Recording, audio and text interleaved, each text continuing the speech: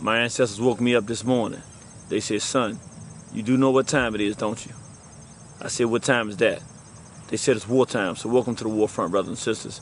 This is the first edition of the War on Horizon Report. We're live on scene in Delaware with our brother Henry Fordham. Yes. Our brother has a very, very serious story that he wants to share with the black family out here. We've had many interviews on the radio station, War on Horizon Radio, where brothers and sisters around the country are facing direct assaults from Europeans, from whites, murders from white police officers, lynchings in Louisiana, and now we have a lynching that occurred, at least one lynching that we know of that occurred here in Delaware, and we actually have a brother who actually successfully escaped a lynching, our brother Henry Fordham, and he's going to share his story. We're actually in the park where the white males tried to lynch our brother, and we're going to go through the interview so you can hear from our brother exactly what he went through. So, Brother Henry, I want to start off asking, you said how many white males was it that you said came to try to lynch you? It was two. It was two of them? Two white Caucasian men. Okay. Do you have any idea, if you had to guess, about how old were they? They was roughly probably, one of them probably was like 30, and the other one probably was like in his 20s. Okay. Late 20s. Late 20s and one in the early 30s, something like that. Okay. How tall were they? Big? You know, what were their statures? One was like probably 6'1", and the other one, he probably was like 5'8" or 5'7" or something. Okay. Were they big guys or they small? One of them was. The other one was small. Regular size. Yes. Okay. So when was the first time that you ever seen these two Caucasian males? I seen them when I walked on Governor Street in Dover downtown. Okay. And one of them salamed me, gave me the Islamic greeting, and as he gave me the Islamic greeting, I salamed him back, and that was that. Now, how do you think he knew you were Muslim to salam you? I guess because of my beard. Okay, so he was able to identify you as Islamic. You didn't think anything strange about it when the white boy said, "Hey, salam." You just thought he was Muslim as well. Yes. Okay. Yeah. So I salamed him. So earlier that day, I just left, went back, didn't think nothing of it, went back in the crib, and seen him. The next day, seen him again, but it was early in the morning. And where were you when you saw him this time? I was on North New Street. North New Street? Yes. Okay, what were you doing? I was just outside, just smoking a cigarette. So you was outside smoking a cigarette in the morning? Because the boarding house I am, she doesn't permit smoking in her home. So okay. I went outside, and I was approached by the same Caucasians, and they greeted me again and said, I need to talk to you about my issues and my problems, you know, my baby mom and all that stuff. So about whose baby mom? His baby mom. Okay, his baby mom, because his baby mom was leaving, taking his kids and all that stuff, which is dope. Come to find out, it was just a lie, you know. But that was just the... So I want to make sure I get it right. So they see you standing out there, you're smoking a cigarette, yes. And they come to talk to you and ask you, hey, I got some problems with my baby mamas, I want to talk to you. Got some problems, he want to know more about Islam and all that stuff, you know. So me not thinking nothing of it, I was like, okay, you know, I speak to you briefly because I got to go out and look for a job. I got to prepare myself to do what I need to do. The next thing you know, that's when the drama went down. The gun was flashed out on me. So hold on, tell us about that. So what kind of car did they pull up in? A white Dodge pickup. Okay, so they pulled up in a white Dodge pickup. You start talking. When they were talking to you, were they in the van, or in the pickup, or outside the pickup? One of them, they was first they was inside. One of them was inside of the pickup. The one that salamed me was inside of the pickup. Then he got out. Okay. Then he, you know, ran down while he wanted to talk to me. Okay. You know, so that's when the pistol got. Now that one, the one that you're talking about, was the one on the driver's side. I mean, the passenger side. What? That was the one that salamed me. That's the one that salamed you. Who pulled the gun on you? Him. Okay, so he got out. Did the other one ever get out the car? Nah, he never got out of the vehicle whatsoever. Okay, so he was saying he want to talk about this stuff. Yes. Then all of a sudden, what happened when he pulled out the gun? What happened? The gun got pulled. The gun got pulled. You know. Where did he point it at you? To my head. So he got out and do to me what he did to you. Y'all standing there, he talking about his baby mama, and he just did like this. And what did he say? He said, "Motherfucker, nigga, get in the motherfucking vehicle right now before I blow your motherfucking head off." And that was that. Okay, so then what'd you do? You know, I didn't, man. You know, I was great. Just say, yo, you got to kill me right here. But you know, hey, he had a gun on you in your head. Right. Did you have any idea? You probably don't remember. Do you remember what kind of gun it was, or do you have any It idea? looked like a 38 or something. Okay. Yeah. It looked Okay, like a 38. revolver or Revolver. okay, you had a revolver. Yes. 38 revolver. Okay, so you put the 38 on there and say you got to get in. Yes. So you hop in. Yes. All right. Then what happened? Were you in the front or back? I was in the back with him the whole time. Okay, so he had back there. Did he have a gun on you, or how was it? Yeah, he had the gun on me the whole time. Where?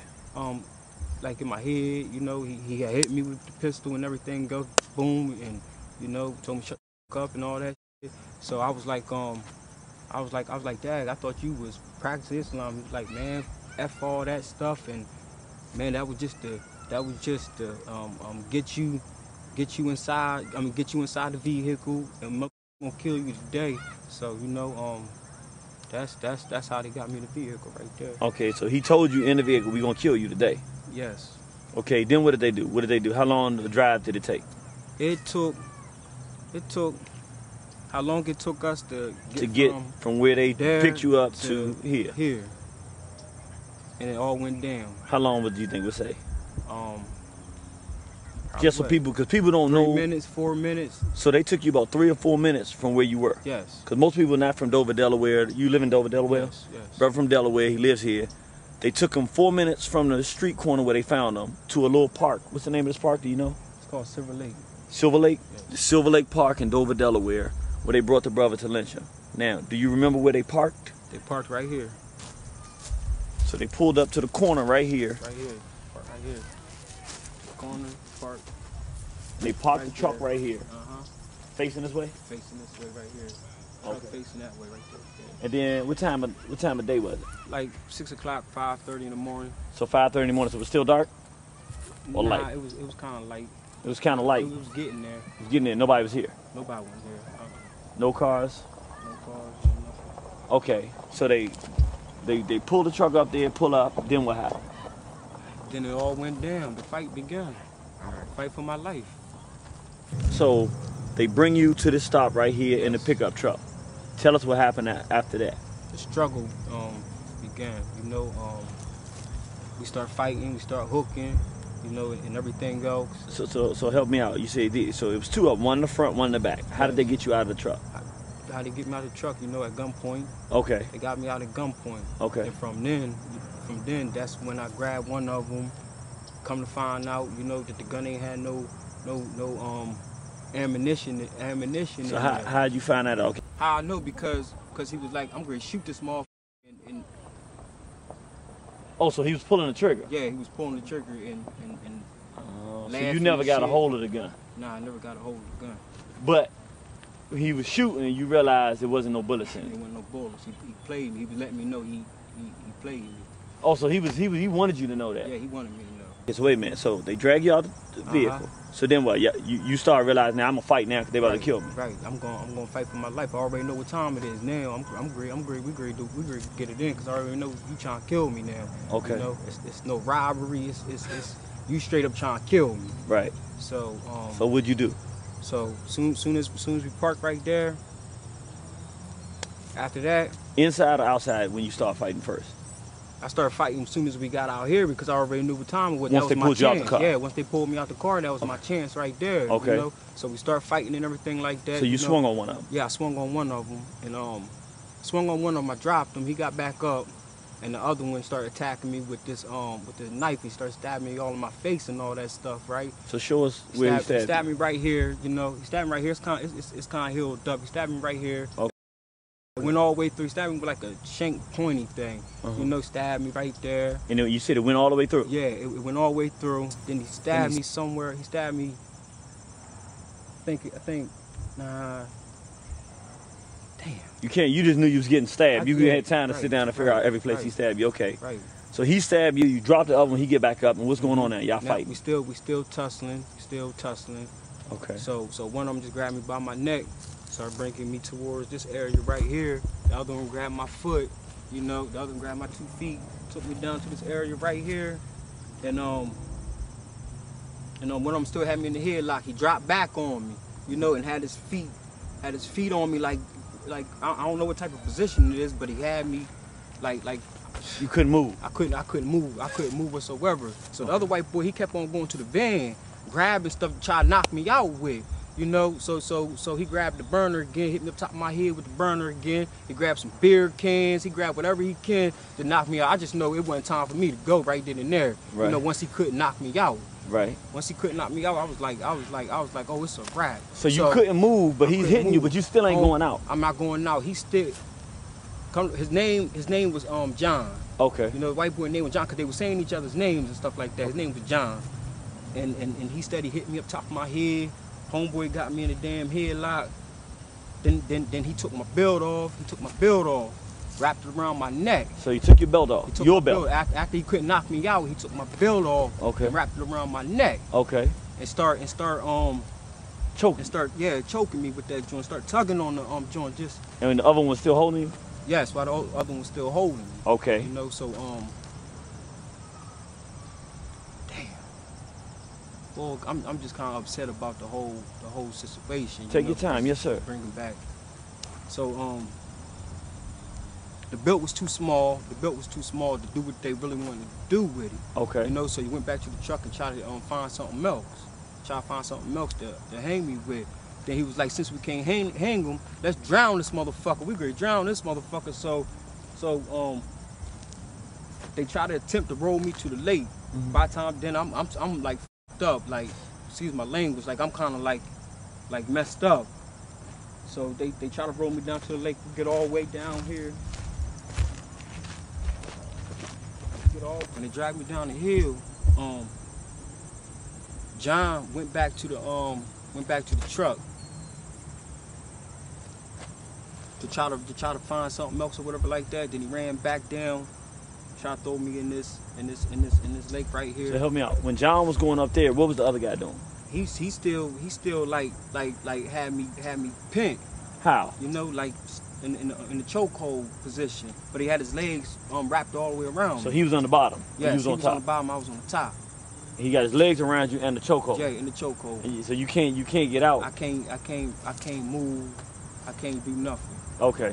So I started yelling for yelling for help or whatever like that, you know. Started yelling for help, you know, because when nobody out here, I didn't think nobody heard me or whatever like that. So I'm yelling for help, and nothing came. But I was just like, I got to get, I said, I know God didn't just bring me this far to let me go out like this, you know. So John ran back to the truck to get something. I don't know what he ran back to this truck for, but this is when I bit Mike. That's his name. I bit Mike. So Mike was the one that was holding you up. Me. Yeah, okay. The big white boy. When I bit him, you know, I bit him hard. Do you know where you bit him? On his arm. Okay. I don't know which arm. But you bit one arm. I bit him. I bit him so hard that I almost bit a chunk up out of him. I wish I did. You feel me? But he let me go. So when he let me go, cause he was screaming like a little, he was screaming. He was like screaming when I bit him, and white boy John came running over here. So I got enough time to break loose, and that's when I ran all the way over there, jumped that fence over there. Hold on, I ran through the graveyard, jumped the fence, and ended up in that lady backyard. But as soon as I ran across, he said, yo, we're gonna have to hit this. We're gonna have to hit this. That black ass. I'm running across the joint. They hurry up and jump in their motherfucking vehicle, put it in reverse, and start chasing me down with their vehicle. And that's when I jumped the gate. That's when I went to the grave, jumped the gate, and they hauled ass. So you were able to make a beeline over there fast enough before the vehicle got to you? Yes. So once you got in her yard, they didn't come in her yard. No, they did. They bounced. So what happened when the police got there? Because this is very interesting.